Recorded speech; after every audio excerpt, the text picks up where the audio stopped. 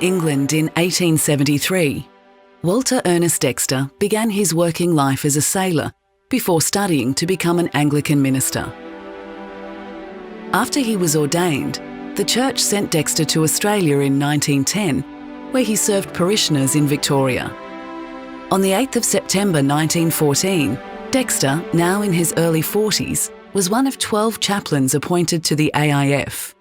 He sailed with the first convoy on HMAT Orvieto.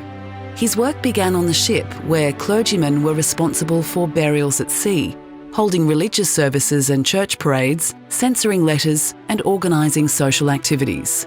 By the time the war ended, more than 400 clergymen from different denominations served with the AIF. Some joined specifically for voyage-only service, but others, like Dexter, enlisted for continuous service. Dexter served with the men as they trained in Egypt and then went on to Gallipoli. On the day of the Gallipoli landings, Padre Dexter wanted to go ashore, but was not permitted to do so. Instead, he worked aboard a hospital ship, assisting medical teams to tend casualties from the peninsula. He wrote in his diary, "I formed a dressing station in the 'tween decks and also went and dressed the wounded on one part of the deck, just where they lay. I wanted to cry and take them in my arms and soothe them, for their nerves were all racked as well as their actual wounds. Instead, I joked with them and made them laugh and gave them cigarettes to smoke while I pulled the hard bandages from the wounds. The grateful looks on their faces as the wounds were freshly dressed was something to remember." Padre Dexter was allowed ashore on Monday the 17th of May and was soon offering spiritual guidance to troops on the ground. Like many at Gallipoli, he was forced to improvise and had to remain alert and wary of enemy fire or aircraft.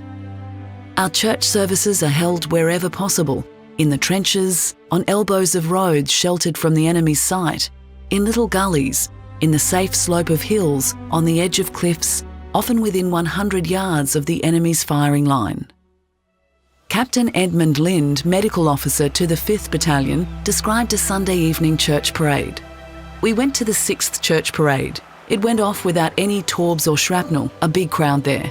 The Padre, Captain Dexter, in a black turnout and a helmet, standing on a biscuit box. It sounds strange to be waiting on the edge of a dugout for interruptions during the service, but all the men like it. It bucks us up a lot." One of Padre Dexter's main duties on Gallipoli was conducting burial services. He described burying soldiers during the early days at Anzac. Dark nights and a small group gathered around an open grave, with heads bowed in sorrow for a comrade taken away. "We know the burial service by heart, and all the time the service goes on, bullets are thudding into the ground.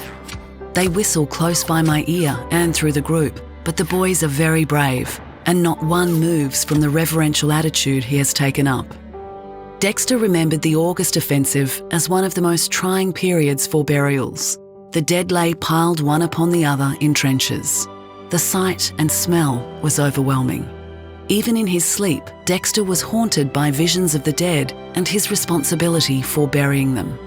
Padre Dexter also supervised a team that created burial records and surveyed the Anzac area cemeteries before the evacuation. These valuable records served as a useful starting point for the work of the Graves Registration Unit when they arrived at Gallipoli in 1919.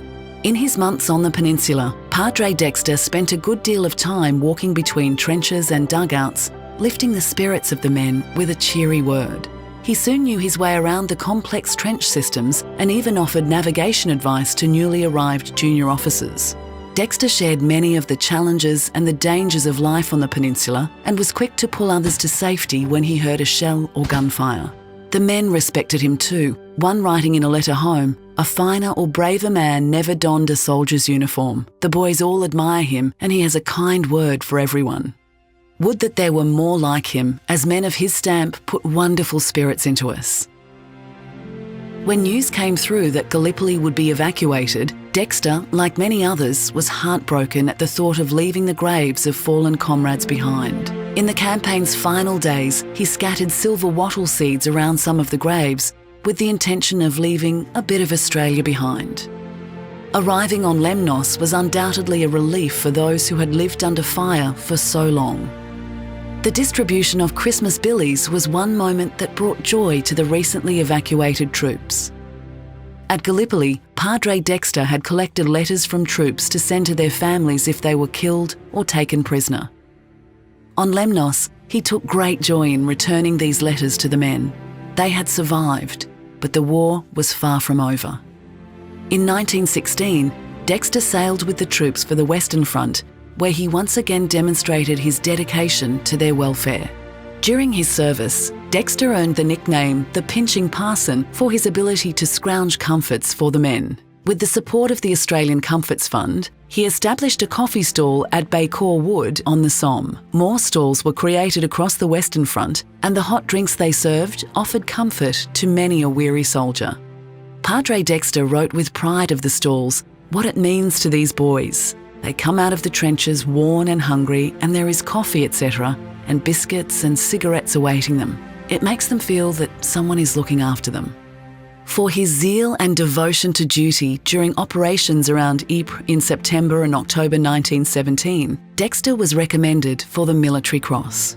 The recommendation noted that, regardless of personal risk, he visited the frontline troops, ministered to the wounded, attended burial parties, and helped to collect wounded. In addition to providing spiritual and material comfort to the men, Dexter was an avid photographer, documenting his experiences extensively. The Australian War Memorial holds a significant collection of his photographs, which provide an insight into the daily life of Australians serving overseas during the war. For his service in the AIF, Padre Dexter was awarded the DSO and Military Cross, as well as being mentioned in dispatches.